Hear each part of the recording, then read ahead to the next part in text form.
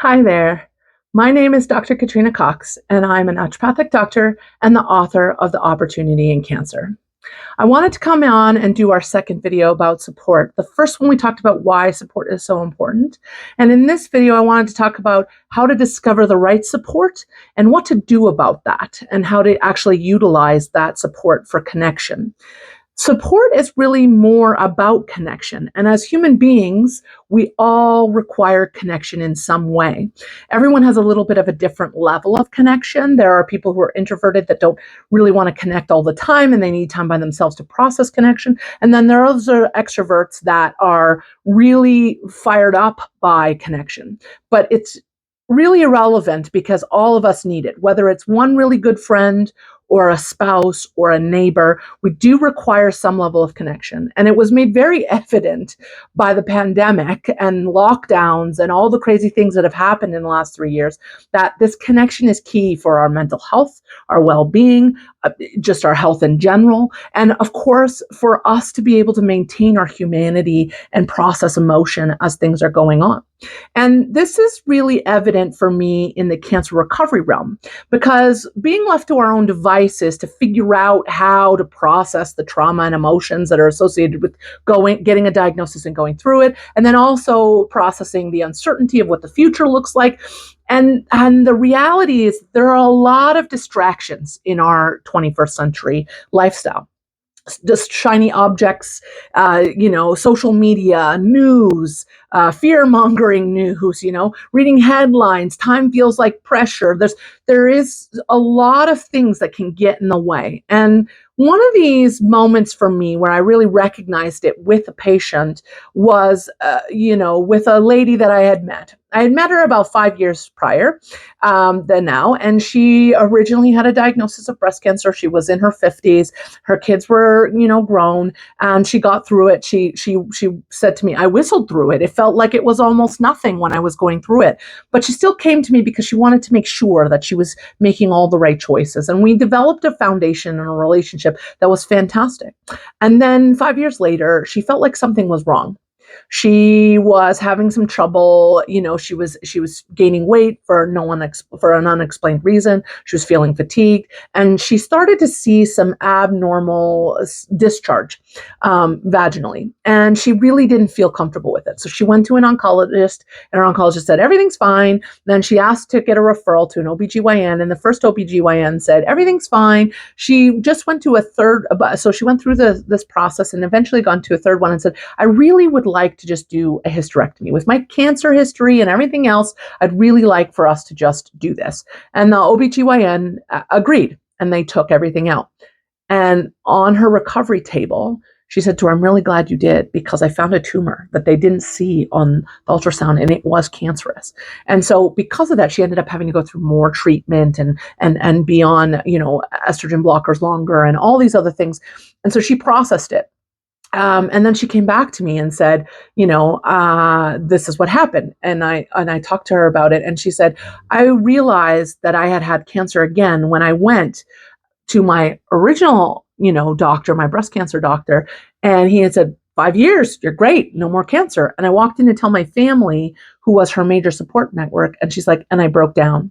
I broke down because I realized I was no longer 5 years cancer free, and there was a whole bunch of stuff I had to process.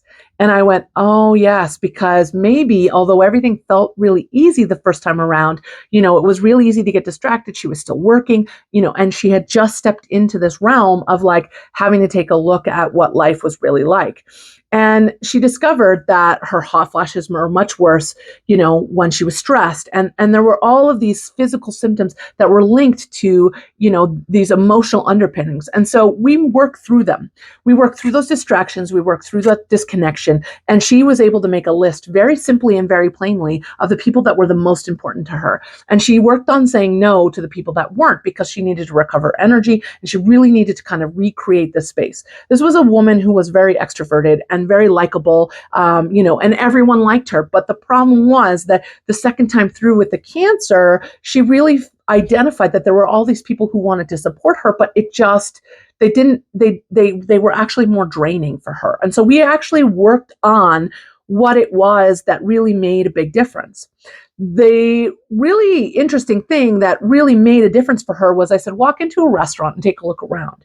Take a look around how many people are sitting at a table with other people and how many of them are on their phone. She came back to me and said, oh my goodness, 95% of the people that were at that restaurant with somebody else were on their phone almost all the time. I said, yeah, how hard is it to actually connect with a person if you're sitting across from them just on your phone silent? She said, this is not for me. I need to have conversation. I need to have connection. And so she went out and actually made that important decision to reconnect with herself and with others.